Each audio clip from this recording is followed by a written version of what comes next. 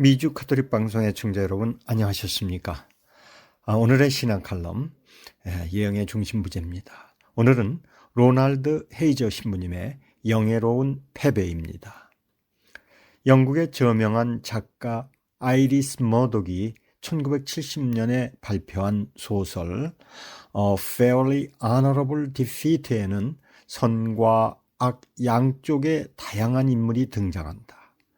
작가는 그 중에서 텔리스 브라운에게서 소설 제목을 따왔다. 그는 등장인물 중에서도 품이 있고 이타적이며 도덕적인 모든 것을 대표하는 사람이다. 거의 모든 사람에게 배신을 당하지만 그는 결코 신뢰를 배반하지 않고 꾸준히 제 갈 길을 지키는 인물이다. 그런데 문제는 이 소설이 그에게 호의적으로 끝을 맺지 않는다는 것이다. 탈리스 브라운의 상황을 패배로 받아들이는 세상을 향해 작가 아이리스 머독은 다음과 같은 질문을 던진다. 정의는 어디에 있는가? 공정함은 어디에서 찾아야 하는가? 선이 결국 승리해야 하지 않을까? 불가지론자인 작가 머독은 현실에서 선한 삶이 항상 승리를 거두는 것은 아니라는 점을 암시하고 있다. 그러나 선을 결코 배반하지 않으며 정도를 지킬 때 그런 패배는 충분히 영예로운 것이 된다. 우리가 피해야 할 것은 불명예스러운 패배다. 우리는 선한 인간이 패배에 직면할 수 있다는 사실을 받아들여야 한다. 우리가 어찌할 수 없는 상황도 있다. 우리는 세상을 구할 수 없다. 하지만 우리는 고결함을 지키며 자존감을 살려 세상에 선함이라는 최고의 도덕률을 가져올 수 있다. 여러분이 비록 패배하더라도 그것이 명예로운 것이라면 선은 불명예로운 패배를 당한 것이 아니다. 멋진 금욕주의의 명제로 들린다. 이 말은 자신에게 충실하라는 매우 지혜로운 충언이다. 비록 내가 약간이라도 다른 의견을 가지고 있더라도 내가 누구인지 어떤 존재인지 부정하지 말아야 한다. 그리스도 신앙은 이와 같은 금욕주의를 존중하면서도 승리와 패배를 전혀 다른 시각으로 바라본다. 그리스도 신앙에서 승리와 패배는 근본적으로 다르게 정의된다. 예를 들어 우리는 예수님께서 돌아가신 날을 성금요일 혹은 굿 프라이데이라고 부르며 예수님께서 십자가의 죽음으로 끝내 승리를 얻으셨다고 말한다. 그리스도께서는 굴욕과 수치를 능력으로 바꾸셨으며 우리에게 생명을 내려놓을 때 오히려 생명을 얻으리라고 말씀하셨다. 세속적인 패배가 그리스도인에게는 승리를 의미할 수 있다. 마찬가지로 세속적인 승리는 씁쓸한 패배가 될 수 있다. 그리스도인의 시각으로 보면 패배와 굴욕은 우리에게 더 깊이 있고 풍요로운 삶을 가능하게 한다. 반면에 우리는 승리가 삶의 진정으로 소중한 것들을 빼앗아가는 모습을 본다. 파스카의 신비는 패배와 승리의 의미를 완전히 뒤집어 놓았다. 하지만 이를 이해하는 일은 쉽지 않다. 현대 문화가 가르치는 지혜와는 정반대이기 때문이다. 물론 예수님의 시대에도 이해하기에 쉽지 않은 것은 사실 마찬가지였다.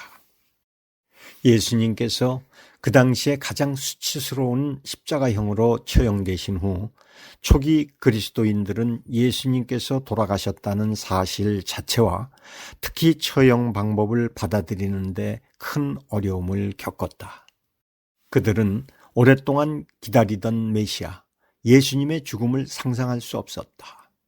하느님은 죽음을 초월하신 분이며 더군다나 인간의 손으로 죽음을 당한다는 것은 있을 수 없었다. 율법의 영향으로 그들은 죽음을 죄의 결과라고 알고 있었으며 따라서 죄가 없는 사람의 죽음은 생각할 수 없었다. 그런데 예수님께서는 죽음을 받아들이셨다. 예수님의 굴욕적인 죽음은 그리스도 공동체에 큰 영향을 끼쳤다. 십자가형은 인간의 몸에 끔찍한 고통을 가해 공개적으로 극도의 수치심을 주기 위해 로마인들이 고안한 최악의 사형 방법이었다. 예수님께서는 가장 수치스러운 방법으로 처형되셨다. 그날 그리고 부활하시기 전날까지 누구도 그 금요일을 거룩하거나 좋은 금요일이라 하지 않았다. 예수님께서 부활하시자 사람들은 그때야 비로소 예수님의 죽음이 주는 참된 의미를 직관적으로 감지할 수 있었다. 그들은 예수님께서 십자가 위에서 당한 참담한 패배가 궁극적인 승리였음을 깨달은 것이다. 그 이후로 승리와 패배는 영원히 다른 의미를 지니게 되었다. 처음에 사람들은 이를 어떻게 표현해야 하는지 알 수 없었다. 부활 후에도 시간이 한참 흐른 후에야 그리스도인들은 예수님이 어떻게 돌아가셨는지 입에 담을 수 있었다. 세상의 눈으로는 이것은 명백한 패배였다.